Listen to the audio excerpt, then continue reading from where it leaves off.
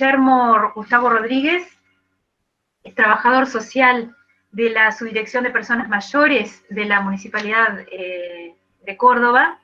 Actualmente trabaja ahí en la Subdirección de Personas Mayores. Es licenciado social por la Universidad Nacional de Córdoba, maestrando en Sociología y también en Derecho de la Vejez de la misma Universidad Nacional de Córdoba. Es especialista en Gerontología Institucional de la Universidad Nacional de Mar del Plata, con una DINAPAM, diplomado en Análisis de Políticas Públicas del Centro de Estudios Avanzados de la Universidad Nacional de Córdoba.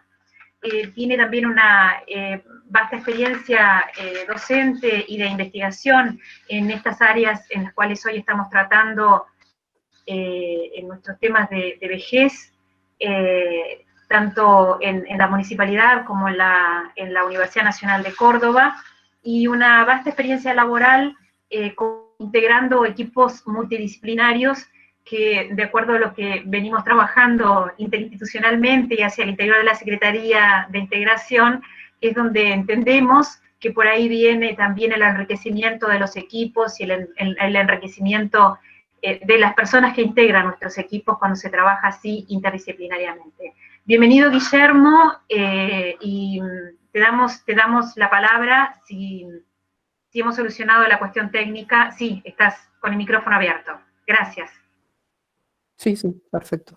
Bueno, buenas tardes, gracias por la presentación. Primero que nada, un agradecimiento a la universidad por permitirme esta oportunidad y también a la doctora Isolina. También un saludo cordial a los compañeros de maestría que seguramente también están presentes hoy. Yo he dividido mi disposición en 3 momentos. En primer momento, de la perspectiva de las personas mayores sobre la situación actual, lo que dicen los técnicos, y un segundo momento más normativo para un poco fundar la práctica de los hechos sociales que voy a mencionar al principio. Y un tercer momento les voy a contar un poco cómo es la estructura de funcionamiento del área en la que yo trabajo, que es una política que nosotros decimos que es pionera, en tanto y en cuanto tiene 36 años de vigencia ya aquí en el país. Y al último, si me queda tiempo, les voy a contar qué hago yo, aparte de respecto de lo tecnológico y otro espacio nuevo. Voy a hacer una presentación con Filminas, entonces voy a compartir pantalla. Vamos a ver si funciona.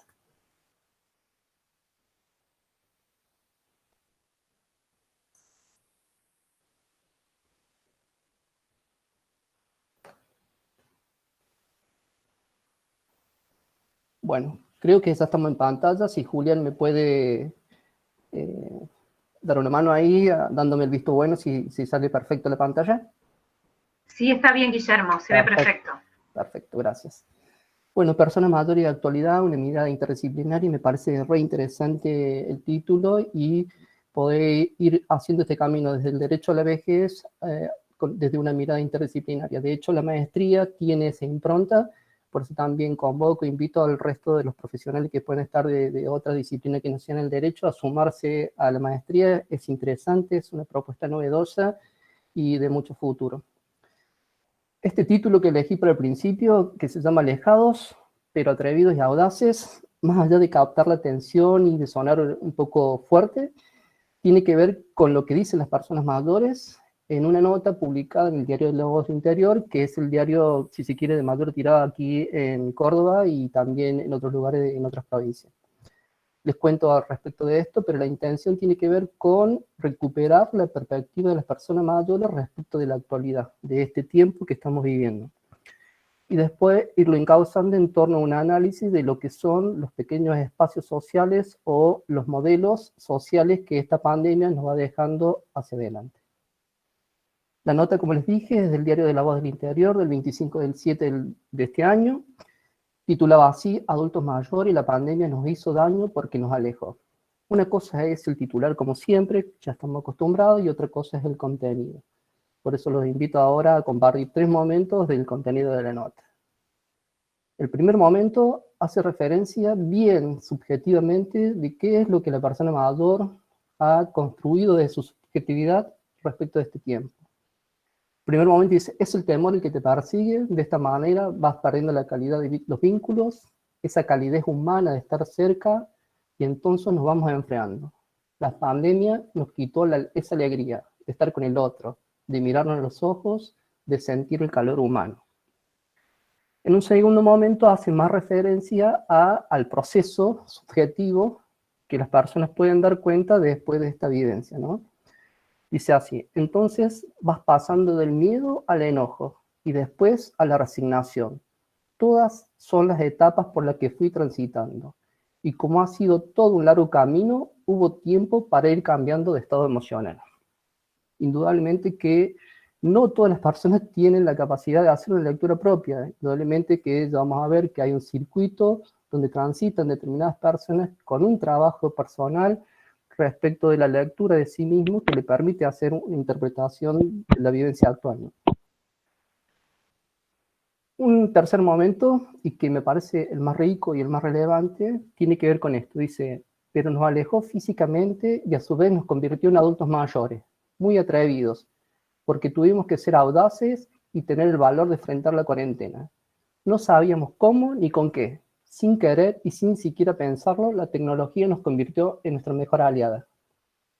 La nota al principio decía solamente que la pandemia nos había alejado físicamente, y decía algo así: nos hizo daño, pero además de hacernos daño en la economía y también porque falleció mucha gente, nos hizo valientes, audaces y atrevidos para hacer un cambio. Ahora, nosotros podríamos preguntarles si todas las personas tuvieron la capacidad de hacer este gran cambio o este gran salto y encontrar un nuevo circuito por donde transitar que le permitiera hacer frente, como menciona aquí la nota. En esto quiero hacer mención y empezar a focalizarnos en algo: el cambio en la producción de la organización social. Las personas, cuando transitamos por la vida, a menudo transitamos por pequeños círculos de relaciones sociales. Esos pequeños círculos de relaciones sociales y de intercambio son los que de alguna forma organizan la vida social y nos organizan también a nosotros, y después ese pequeño grupo de relaciones en interdependencia con otros grupos van conformando lo que es la estructura social.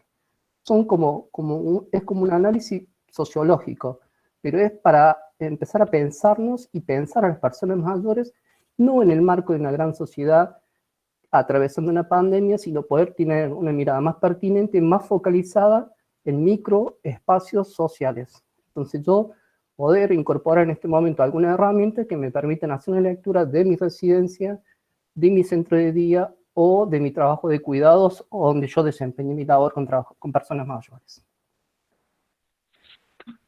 Esa es una primera lectura la que acabamos de hacer respecto de lo que las personas mayores hicieron como vivencia respecto de lo que fue la pandemia, ¿no? Una primera situación como de crisis, diferentes etapas y una toma de posición respecto de la situación inicial. Entonces podemos decir que hay un primer circuito por donde transitaron las vivencias de la pandemia, del comienzo de la pandemia, y un segundo circuito que les permite salir del miedo, del enojo y la bronca e instalarse en una posición, si se quiere, más progresiva y más de aprendizaje para hacer frente a la pandemia. Indudablemente que el segundo circuito por donde transitaron, hay que tener en cuenta que ese circuito ya es con recursos propios para esa nueva situación de vida que les toca empezar. Esta segunda filmina tiene que ver con lo que los profesionales piensan, y esta frase la tomé de Fernando Drueta, que es médico psiquiatra y trabaja en una de las residencias. Su labor no es como médico en la residencia, sino es más psicoterapéutica. Y él dice así: la necesidad no moviliza de la misma forma que el deseo. Cuando las personas mayores llegan a un centro de día, por lo general, o a una actividad que tiene que ver con lo socio-recreativa, lo que conduce a movilizarse, a incorporar una nueva práctica, en un nuevo círculo, un nuevo circuito, tiene que ver con el deseo. El deseo pendiente de lo que no pudo hacer a lo largo de la vida, el deseo de aprender algo nuevo, el deseo de poder incorporar una práctica que ha podido visualizar en otra persona mayor y que le ha dado mucho rédito, mucho beneficio. Y la necesidad, en cambio, si bien no la podemos desprender del deseo, pero cuando una persona mayor llega a una residencia o llega a una situación de cuidado, ya ahí el deseo está como más desvanecido, más débil, y lo que moviliza a la persona es la necesidad. y un poco lo que ha pasado con los grupos de las personas, ¿no? Entonces, las prácticas nuevas incorporadas en los distintos espacios en los que han podido transitar reducido en esta pandemia han sido más vinculados a la necesidad. Por eso también hablan de enfriamiento, de poco calor humano. Entonces, el deseo ha quedado como pendiente y a la espera de una nueva circunstancia o una nueva situación de vida. ¿Qué tenemos que tener en cuenta y que tenemos que alertar como gerontólogos en este tiempo o los que estamos vinculados al trabajo gerontológico? Que este cambio de circuitos donde transita la necesidad y los recursos pueden generar inclusión o exclusión. Las personas que mencionaba yo ahí en la nota periodística hablan de inclusión porque encontraron un nuevo recurso que les permitió seguir conectados en un nuevo sistema de vida. Pero seguramente también hay personas que no se pudieron adueñar de la tecnología ni apropiarse de ese recurso, ¿no? Hablo de la tecnología en cuanto a lo educativo y como un nexo comunicacional, pero podrían ser tranquilamente otros recursos, ¿no? Como el acceso a la salud, por ejemplo. ¿Qué tenemos que tener en cuenta? Que la vejez, además de lo que ya veníamos conociendo, que es un proceso de construcción permanente, que es heterogéneo, que existen muchas vejeces y que no son únicas ni homogéneas, que esta heterogeneidad de la pandemia, que esta heterogeneidad de la vejez y en el marco de la pandemia implica un trabajo, si se quiere, más minucioso, más micro, en el espacio de lo microsocial, en el espacio de la residencia, y dentro de la residencia, en aquellos grupos que yo entiendo que necesitan de mayor apoyo. Hay, por ejemplo, en la pequeña residencia de nuestra área, se determinó que al menos había que tener 2 contactos al día, la familia con los residentes, y en ese marco fue una de las primeras salidas, si se quiere, a la ansiedad y al estrés que generaba el confinamiento. No obstante, no todos en esa heterogeneidad tenían las habilidades o el equipamiento para poder acceder. Eso, como ir detectando en esa heterogeneidad cuáles son los que requieren de un tipo de apoyo específico de los equipos de trabajo, ¿no? Sujeto de necesidades y deseos, no quedarse con que solamente es una persona, un beneficiario, un integrante de la residencia, sino que además esa persona que está en el marco de la residencia tiene sus propias necesidades y los deseos, y sobre todo hacer foco en los deseos. Digo, ¿qué es en este tiempo de pandemia lo que deseas hacer y que te haga sentir realizado? ¿Qué es lo que te puede devolver el calor humano y que lo estás deseando? Poder hablar de esas cosas, ¿no? Multiplicidad cultural. Las creencias en este tiempo de pandemia han sido como críticas, digamos. Tener un marco de creencias diferente y diverso en el marco de una institución ha sido todo un desafío para poder afrontar la pandemia, ¿no? Entender que las personas mayores son dinámicas, que no están estancadas en el tiempo, que pueden generar nuevos mecanismos de protección y recursos para instalarse en otros grupos, que hace falta equipos integrales que tengan una mirada en lo psicológico, pero también en lo social, que tengan el marco jurídico y la atención médica. Pensarlo, el abordaje, una mirada amplia, digamos, ¿no? Sujeto de potencialidades que pueden seguir aprendiendo e innovador. Me parece que hablar de una vejez innovadora que produce cambios y que además esos cambios pueden afectar de manera positiva es muy bueno. No sé, traigo a colación el ejemplo de los abrazos con los protectores de nylon que se implementaron en algunas residencias. Aporte del trabajo social. Bueno, como trabajadores sociales, si bien esta es una definición amplia, lo que aportamos los equipos interdisciplinarios es la mirada sobre las necesidades y los mecanismos de asignación de recursos. Y en esto la etapa diagnóstica de nuestro trabajo con entrevistas en torno a la identidad de las personas que por lo general llegan fragmentadas a la vejez o a las instituciones, nuestro trabajo de escucha es un trabajo de reconstrucción de esa identidad, de darle una continuidad, de darle una línea histórica en el tiempo que le permita afianzar o completar esas partes que faltan y sentirse afianzado en su identidad. Es un trabajo hermoso si se quiere reconstruir historias y acompañar desde esa historia y esa redefinición de la identidad en el marco de las instituciones. Obviamente, siempre desde una perspectiva de derechos, ¿no? Quería decirles que en esta primera parte es importante que podamos dejar de pensar en una sociedad macro y pensar en una sociedad micro, una sociedad que funcione con pequeños circuitos. Carlos Borsotti es un sociólogo que habla de circuitos diferenciados de resolución de necesidades. Existen múltiples circuitos por donde transitamos cotidianamente, son diferentes porque en esos circuitos satisfacemos necesidades diferentes, ¿no? Y ya van a ver cómo esto se conecta tranquilamente con el abordaje trialista de lo que es el trabajo en vejez en el marco de las residencias. Que tiene un circuito, tiene un marco organizativo, que es la posición de las personas, y en esto quiero hacer referencia a esto. Una definición social que se estableció es la de personas mayores vulnerables. Y créanme que lo hemos discutido en el marco de la maestría y entendemos que las personas vulnerables es un término erróneo. En todo caso, lo que sí tienen son posiciones de desventaja en este marco de relaciones en los cuales se desenvuelven. Y esas desventajas o aminoraciones son las que son vulnerables, pero no las personas. En sí, la vulneración de derechos tiene que ver con un marco de desventaja en esos circuitos que estamos acostumbrados a ver o a vincularnos con otros.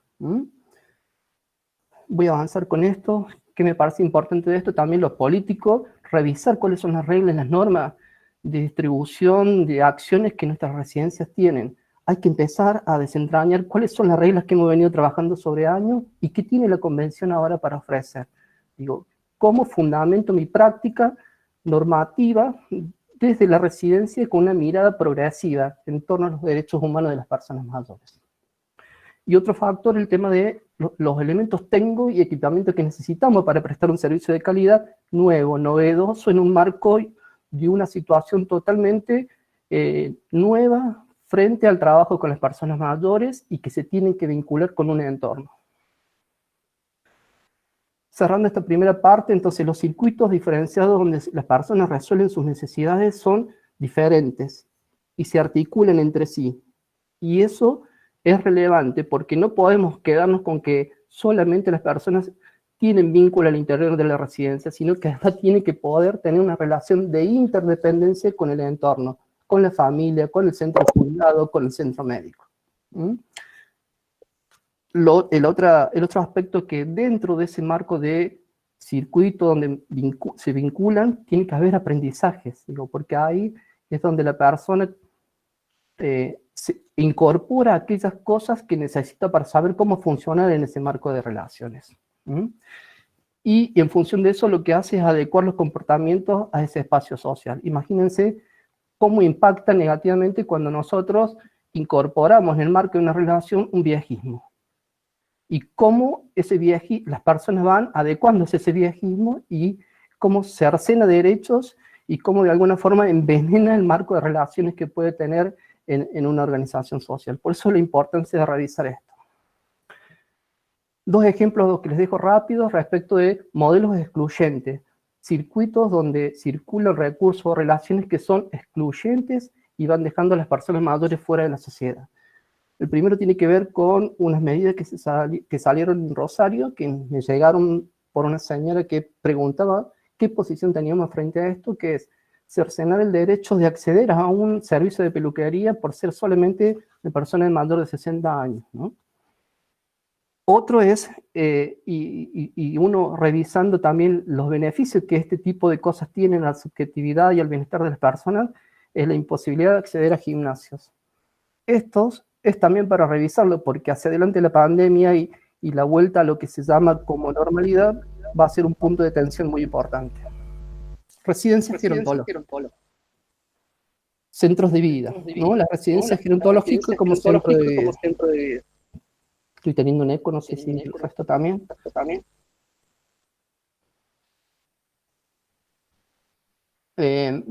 Pensamos y proponemos la residencia gerontológica desde el marco del derecho como un centro de vida.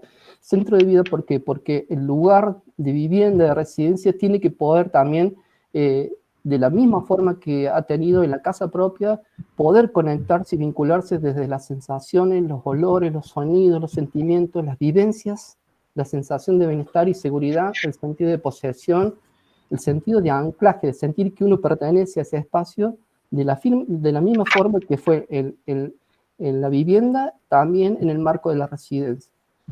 Y acerca a las personas cosas al lugar que le permitan una construcción subjetiva distinta. Se puede construir una subjetividad desde aquellas cosas que hacen al bienestar y a la autorrealización personal. La doctora Isolina tiene dos trabajos muy buenos, uno del año 2019 en torno a la vivienda de una perspectiva del derecho. Es un trabajo que está en una revista de la Facultad de Derecho de aquí de Córdoba, que después se los voy a hacer llegar también, que habla de que la vivienda constituye una institución jurídica compleja que se refiere al lugar donde cada uno establece su centro de vida y ejerce su poder, señoría y libertad, que ella hizo referencia en su momento, ¿no? Y entiende la vivienda como un sentido amplio. El primer sentido tiene que ver con lo patrimonial, con el espacio físico cerrado y acondicionado donde uno va a residir. Un segundo momento con un sentido simbólico, afectivo, como un lugar de la subjetividad, donde yo construyo esa sensación de bienestar conmigo mismo y con el entorno.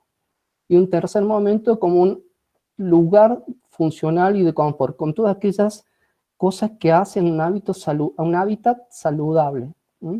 Fíjense, nosotros si aplicamos esto de entender que las relaciones se dan en el marco de un circuito de relaciones, de resolución de necesidades, podremos pensar que hay necesidades que tienen que ver con un circuito que tiene que ver con lo físico, con la asistencia o el acceso a un lugar físico, una residencia. Además, tener en cuenta que en el marco de esa residencia necesitamos también sentir y poder vivir desde el afecto. Y un tercer momento, tener que el hábitat tenga aquellas cosas que hacen el confort, tanto para vivir internamente, pero también como para conectarnos con el entorno. Interrogantes. Bueno, a ver algunos interrogantes para ir teniendo en cuenta y tomar nota. ¿Cómo promovemos formas de organización social que respeten la vivienda como un territorio de señorío, de libertad personal? Digo, en las residencias actuales, las personas mayores sienten que ese lugar es propio, que es su territorio, que es un lugar donde pueden tomar decisiones, que el sistema de cogestión institucional también permite recuperar sus deseos y sus necesidades.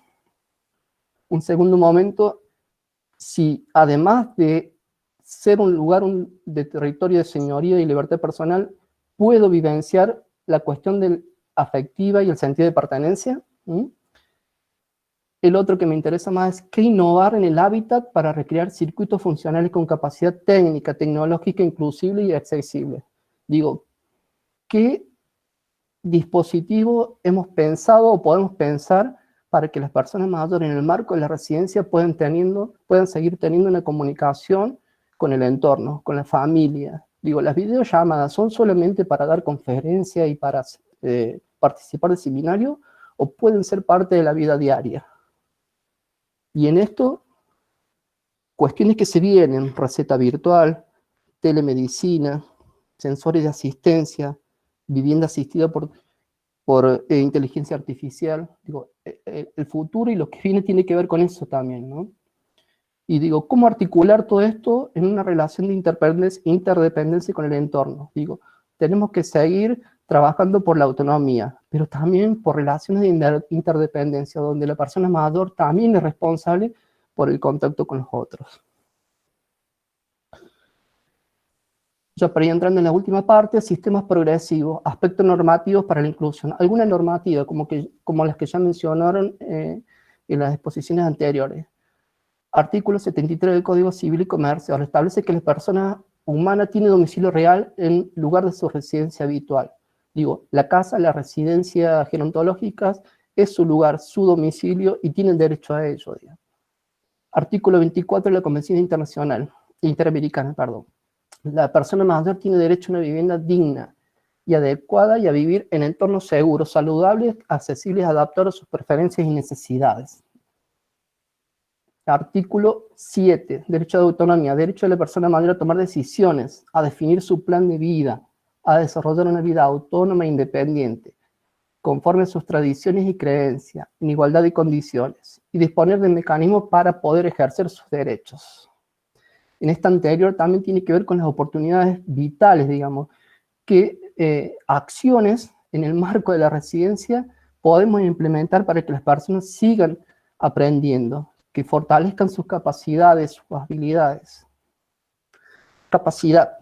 La capacidad es la competencia o la habilidad concreta y real de comprensión y decisión y acción, que el derecho reconoce a toda persona por igual, respecto a su esfera de libertad individual. la capacidad es condición y fundamento de la autonomía. Y en el artículo 12 pueden acceder también ahí a los cuidados, a todas las condiciones y recomendaciones respecto a los cuidados de largo plazo. Derecho a la educación. Digo, a ver, ¿la educación es solamente de otros momentos, de otras etapas de la vida, o también es parte de la vejez? Digo esto porque me cuesta mucho cuando reviso legislación, cuando reviso normativas y ordenanzas, y los programas educativos para personas mayores o la educación continua no aparece.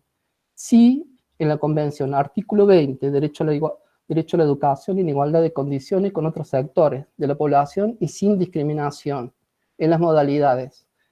Promover la educación y formación de las personas mayores en el uso de las nuevas tecnologías de información y comunicación para minimizar la brecha digital, generacional, geográfica, incrementar la integración social y comunitaria. Entonces, las nuevas tecnologías también son parte de la vida de las personas mayores. Hay que crear circuitos que contengan este recurso, que las personas mayores en esos circuitos puedan satisfacer las necesidades de la apropiación de la tecnología y el contacto con otros medios u otros circuitos.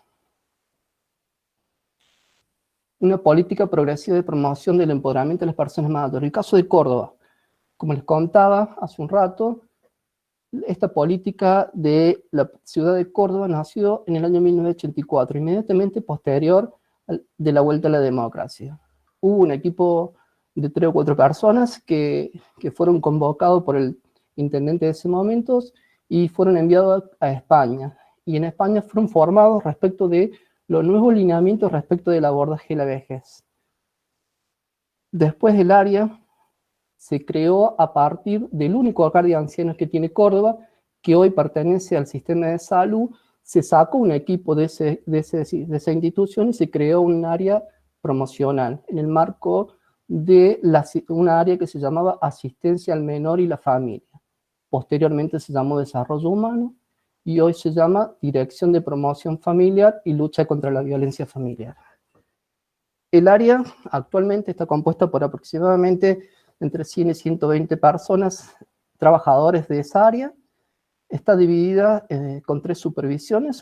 Primero tiene una jefatura diaria, 3 supervisiones, una supervisión docente que es la encargada de definir los lineamientos de trabajo con los docentes que participan de las diferentes instituciones en la política, una trabajadora social que es la supervisora del equipo de trabajadores sociales y una supervisora de psicología.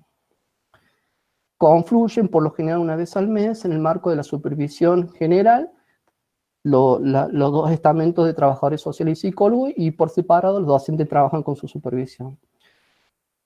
Después hay un circuito que transita el trabajo diario o la organización del trabajo diario en el marco de las instituciones, que es un responsable de la institución, un administrativo, un coordinador docente, un equipo profesional en psicología, trabajo social y también hay nutricionistas.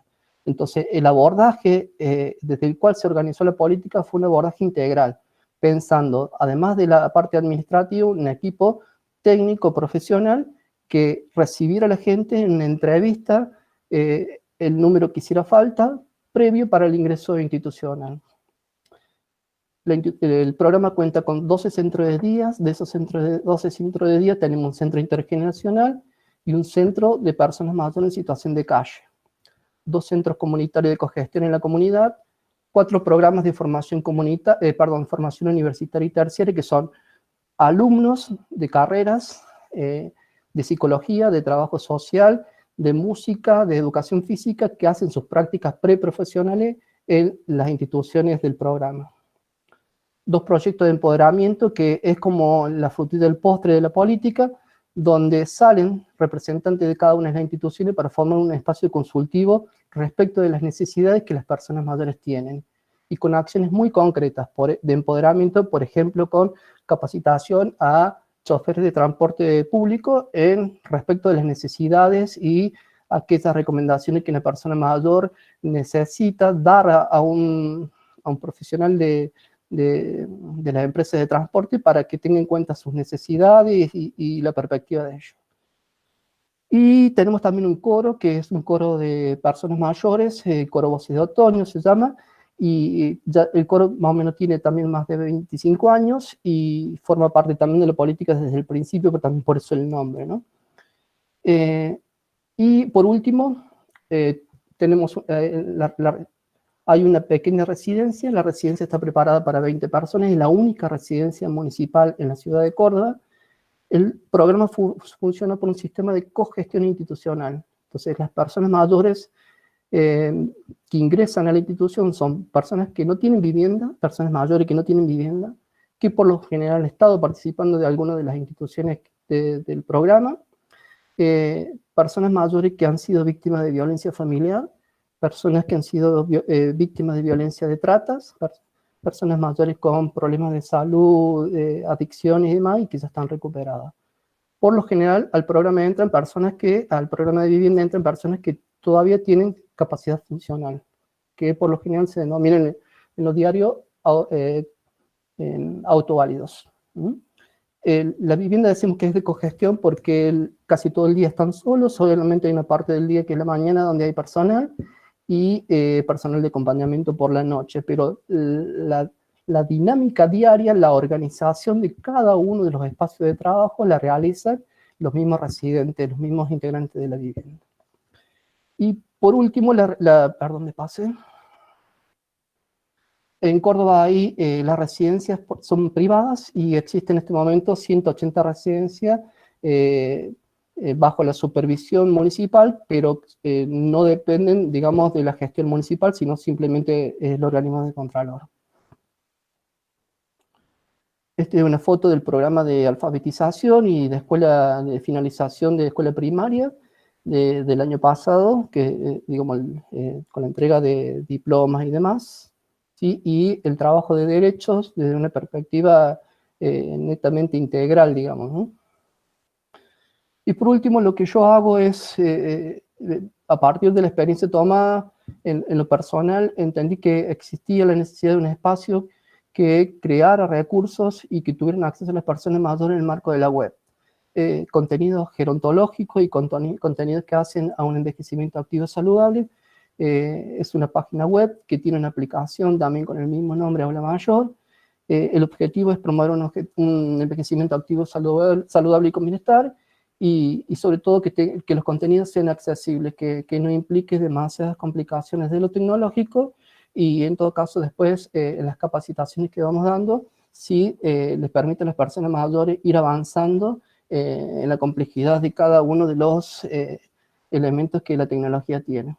Ahora, actualmente, este último tiempo, hemos estado tratando de implementar clases en vivo a través de Zoom con un profesor de Brasil, pero que es argentino, que se llama Juan Peruca. Los dos llevamos adelante este proyecto que es más personal, pero siempre con una mirada también pensando en las personas mayores y en un espacio que hay que empezar a abarcar y brindar también recursos para que las personas mayores sean titulares de derechos y incluidos en esta nueva esfera, ¿no? Y para terminar, una frase de Simone de Beauvoir, que es: cuando se ha comprendido lo que es la condición de las personas mayores, no es posible conformarse con proclamar una política de vejez más generosa y bien organizada.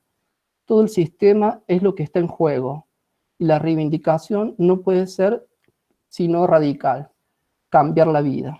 Cuando pensaba en esta última frase, pensaba sobre todo en Ciro Caldani, el profesor Ciro Caldani, que lo conocí hace poco, y en su último libro él dice que el derecho es la vida misma.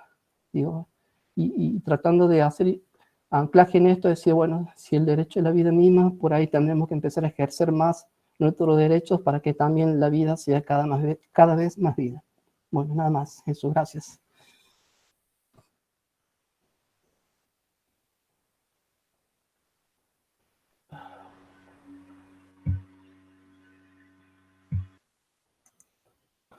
Hola. ¿Me Hola. escucho? Sí, muchas ahora? Gracias, Guillermo. Bárbara, sí, te estamos escuchando, sí, te estamos escuchando. Decíamos, muchísimas gracias a Guillermo La verdad que esta propuesta lo que nos hace es volver a reflexionar, ¿no? Cómo los espacios de aprendizaje, cómo los espacios de construcción de conocimiento, como es el caso de la maestría que están realizando en vejez, trae nuevas categorías y nuevas formas para pensar y nuevas formas para pensarnos. En el chat también aparecía esta cuestión, Julián lo planteaba, las posiciones de desventajas y no como las personas vulnerables, algo que nos empieza a hacer reflexionar y que ustedes lo han debatido según lo que ha dicho Guillermo en la maestría. También agradecemos por poner en esta pantalla nuestra y en esta reflexión colectiva, en este construirnos, la experiencia de la Municipalidad de Córdoba, en donde evidentemente, indudablemente, al traer como título la necesidad del trabajo interdisciplinario, evidentemente que en las conclusiones, la conclusión está muy bien elaborada en esta cuestión que decíamos inicialmente, importante que es trabajar interdisciplinariamente, que cada uno parte desde sus saberes.